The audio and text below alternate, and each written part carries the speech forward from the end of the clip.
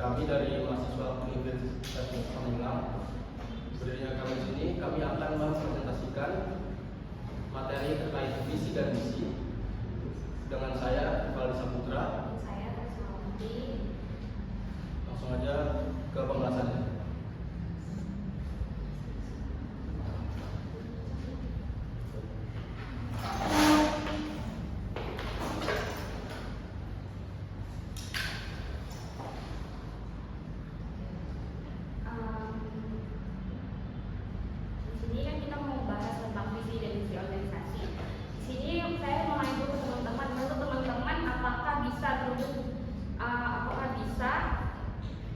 Misi terwujud tanpa adanya visi.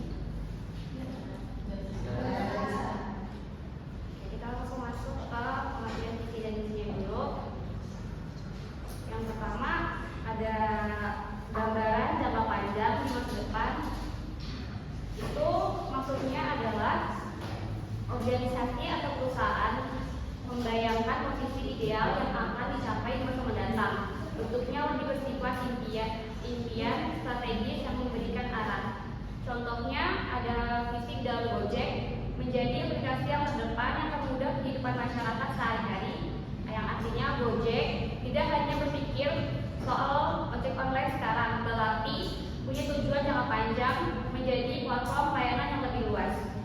Terus yang poin kedua ada memberikan arah dan tujuan strategis. Ini maksudnya berarti visi itu berfungsi sebagai kompas bagi organisasi dalam menentukan langkah jangka panjang yang menunjukkan kemana organisasi akan bergerak. Yang poin ketiga harus ambisius, inspiratif, dan komunikatif. Nah, yang pertama ada pada poin ambisius. Ambisius artinya visi harus punya cita-cita besar dan menantang, tidak hanya fokus pada kondisi saat ini. Yang kedua ada inspiratif, visi harus bisa memberikan semangat dan motivasi kepada semua anggota organisasi saat dibaca. Visi dapat membuat orang bangga dan terdorong untuk ikut kontribusi.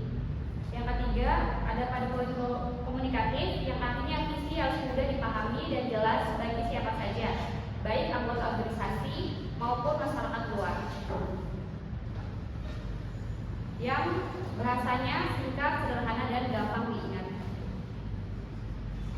Kemudian pengertian misi. Yang pertama pada poin menjabarkan bagaimana visi dan misi dicapai.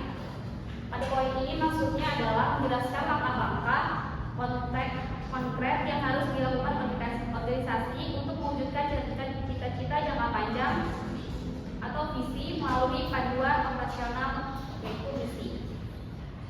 Pada poin kedua ada menjalankan tujuan utama dan fungsi inti organisasi. Menjelaskan tujuan utama dan fungsi inti organisasi ini adalah menerangkan alasan keberadaan organisasi serta peran pokok yang dijalankannya. Tujuan utama menjawab pertanyaan untuk apa organisasi ini ada, sedangkan fungsi inti menjelaskan apa yang dilakukan organisasi untuk mencapai tujuan tersebut. Pada poin ketiga ada menjadi panduan tindakan sehari-hari. Ini maksudnya bahwa organisasi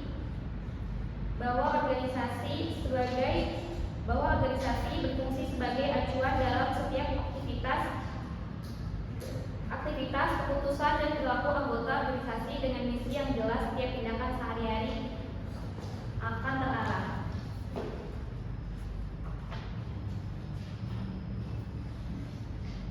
Kemudian di sini ada perbedaan visi dan misi.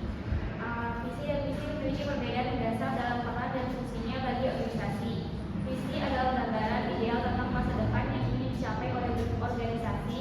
Visi bersifat jangka panjang, inspiratif, dan menjadi arah strategis yang memberikan motivasi serta panduan umum bagi seluruh anggota organisasi. Sementara itu, misi adalah pernyataan mengenai tujuan utama dan langkah konkret yang dilakukan organisasi dalam menjalankan aktivitas sehari-hari untuk mencapai visi tersebut. Misi lebih bersifat operasional, realitas, dan praktis hingga dapat dijadikan pedoman dalam pengambilan keputusan, penyusunan strategis, serta pembagian tugas. Dengan kata lain, visi menjawab pertanyaan kemana organisasi akan pergi, sedangkan misi menjawab apa yang dilakukan organisasi untuk sampai ke sana. Maksudnya di sini adalah menegaskan bahwa visi dan misi memiliki berbeda namun saling melengkapi.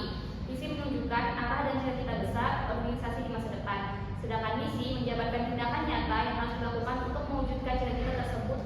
Dengan begitu, visi menjadi tujuan akhir yang dituju, sementara misi menjadi langkah praktis sehari-hari agar organisasi tetap berada pada jalur yang benar menuju pencapaian misi. Berikutnya ada peran visi dan misi dalam pengembangan strategi. Dalam pengembangan strategi, visi dan misi memegang peran penting sebagaimana ditegaskan oleh berbagai ahli.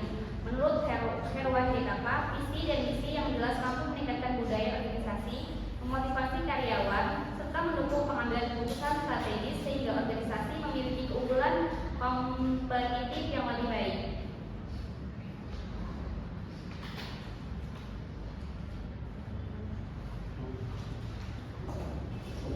Selanjutnya ada proses pengembangan pernyataan visi dan misi. Di sini ada 6 proses. Yang pertama ada memahami latar belakang dan nilai organisasi, yaitu kita harus tahu dulu apa yang menjadi dasar dan karakter setiap organisasi. Nah, setelah itu yang kedua kita menyusun pernyataan visi dan misi individu. Nah, ini biasanya dimulai dari ide-ide setiap anggotanya. Selanjutnya kita gabungkan pernyataan menjadi dokumen bersama. Lalu kita masuk ke tahapan diskusi dan revisi untuk penjelasan agar semua sepakat dan sesuai sama tujuannya. Selanjutnya mendapatkan dukungan dan persetujuan resmi. Nah, ini tuh agar visi misi diakui secara formal. Dan untuk yang terakhir kita harus membentuk forum diskusi berkelanjutan. Nah, ini bertujuan untuk supaya visi dan misi tetap relevan seiring perkembangannya organisasi. Nah, dalam proses ini visi dan misi tidak hanya bagus di atas kertas, tapi juga bisa benar-benar dijalankan bersama. Adapun contoh nyatanya, kalau kita lihat di perusahaan besar, ada Google yang mempunyai visi menyediakan akses informasi dunia dalam satu klik, dan misinya mengorganisasi informasi dunia agar bermanfaat bagi semua orang. Selanjutnya ada Gojek yang mempunyai visi menjadi platform teknologi terdepan dan misi memberdayakan ekosistem lewat layanan transportasi, pembayaran, logistik, dan biaya. Nah, dari sini kita bisa lihat visi selalu berupa gambaran besar, sedangkan misi lebih ke tindakan nyata. Selanjutnya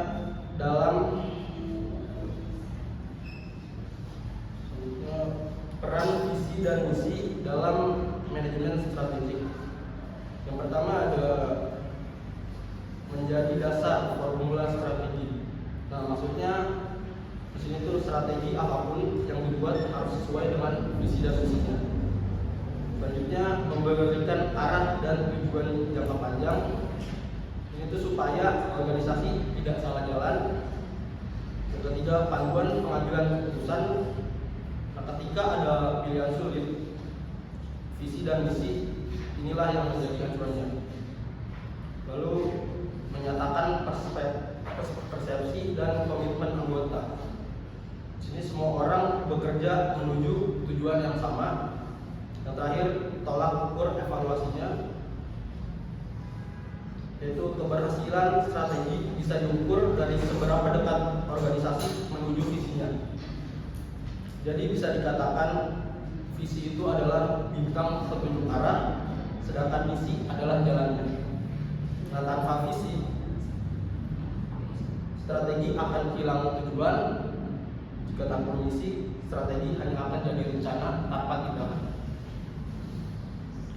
Kesimpulannya, visi dan misi adalah fondasi organisasi. Kalau visi memberi arah jangka panjang, sedangkan misi menjelaskan langkah nyata untuk mencapainya. Dengan visi dan misi yang jelas, organisasi lebih mudah beradaptasi, punya identitas yang kuat, dan mampu meraih tujuan secara berkelanjutan.